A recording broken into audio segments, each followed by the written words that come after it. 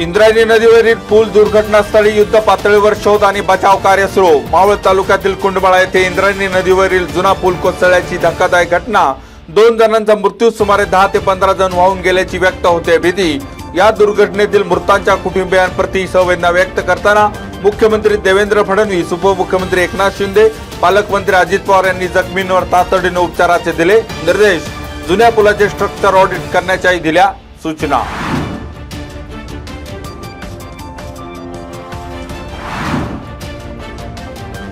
कुंडमाळा येथील दुर्घटनेनंतर 41 लोकांचे जीव वाचवले, पैकी 11 लोकांवर प्राथमिक उपचार करून दिला डिस्चार्ज।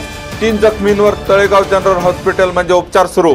घटनेनंतर 3 जणांचे मृतदेह आढळले, 2 जण बेपत्ता असल्याची मावळ तहसीलदारांची माहिती।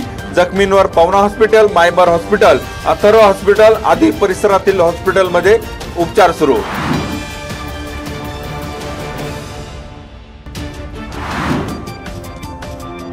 मुंबई राष्ट्रवादी काँग्रेस शरदचंद्र पवार पक्ष वर्धापन दिन संकल्प कार्यक्रमाला शिवसेना एकनाथ शिंदे गट पुणे जिल्हा प्रमुख भगवान पोखरकर यांनी लावली हजेरी।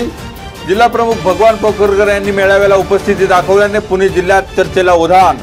राष्ट्रवादी काँग्रेस मुंबई शहर अध्यक्ष राखी जाधव यांनी शिवसेना जिल्हा प्रमुखांचं केलं व्यासपीठावर स्वागत। कार्यक्रमाला पक्षाचे अध्यक्ष शरद पवार, राष्ट्रवादीचे नेते जितेंद्र आव्हाड, खासदार निलेश लंके, मुंबई शहर अध्यक्ष राखी जाधव यांच्यासह 36 तालुके आणि 6 जिल्ह्यातील पक्षाचे कार्यकर्त्यांची उपस्थिती। खासदार निलेश लंके यांनी भगवान पोखरकर यांची भेट घडवून आणल्याची ही जोरदार चर्चा।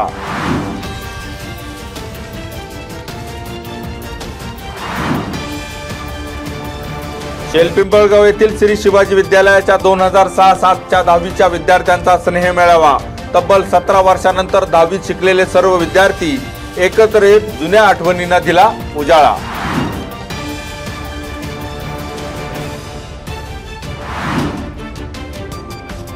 नाणेकरवाडी गावच्या हद्दीत पुणे नाशिक महामार्गालगत असलेल्या टपरीमध्ये गुटख्याची विक्री करणाऱ्याला ठोकल्या बेड्या। चाकण पोलिसांनी जयराम श्रीराम पिटले याला केली अटक। गुटखा विक्री बंदी असतानाही बेकायदा विक्री केल्याप्रकरणी पोलिसांनी केली कारवाई।